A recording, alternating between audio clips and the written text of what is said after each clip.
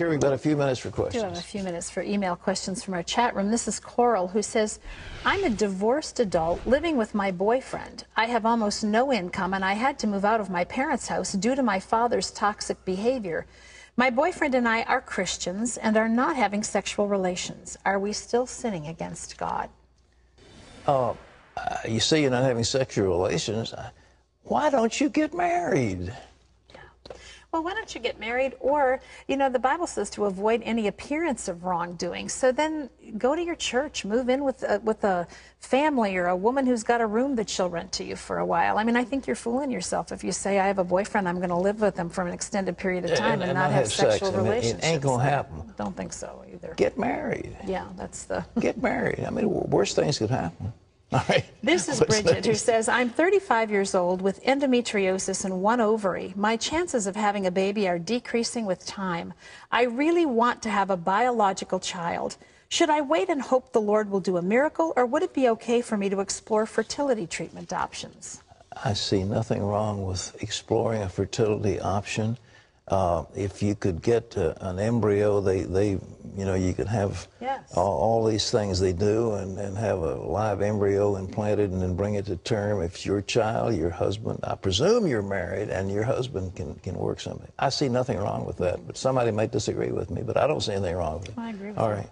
This is Caitlin, who says, I'm 20 years old and I recently forgave my father for many hurtful things that he's done to me in my childhood. However, since I've welcomed him back into my life, he continues to do hurtful things. Can I still forgive him but choose not to associate with him anymore?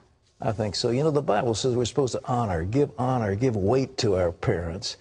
But if they lose that biblical privilege if they abuse it the way your father is. I don't know what he's doing, but you got to make sure that you're not just a little girl saying, oh, he hurts me because he says I'm fat or something. I mean, it's got to be something more serious.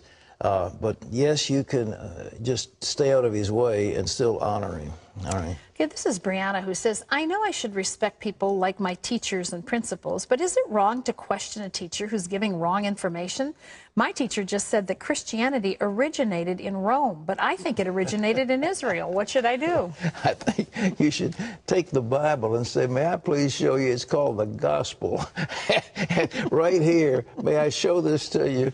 And yeah, actually, an academic environment is one where there ought to be exchange. They'll get mad at you, probably flunk you for the course, but anyhow, tell her the truth. Don't be afraid to do it. And there's nothing wrong with telling a dumb teacher to shape up. All right. Don't use those words, though, when you do that. Yeah, right. Okay, Lisa says, my 11-year-old has prayed diligently for word from God regarding his purpose in life. He's getting frustrated and has started to question God because his prayers don't seem to be answered. What advice or wisdom do you have that may help me explain faith and patience? Well, He's I tell 11. him, first of all, to chill out and wait till he gets older.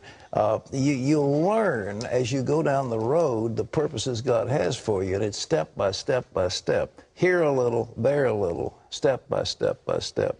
And your purpose is to obey your parents, go to school, get good grades. Look what Jesus did when he was a teenager. He went home and was subject to his parents. End of story. That's what it says. I know. Yeah, what was his purpose? Later on, God began to reveal to him what his purpose was. But actually, he was probably 30 before he began to have the fullness.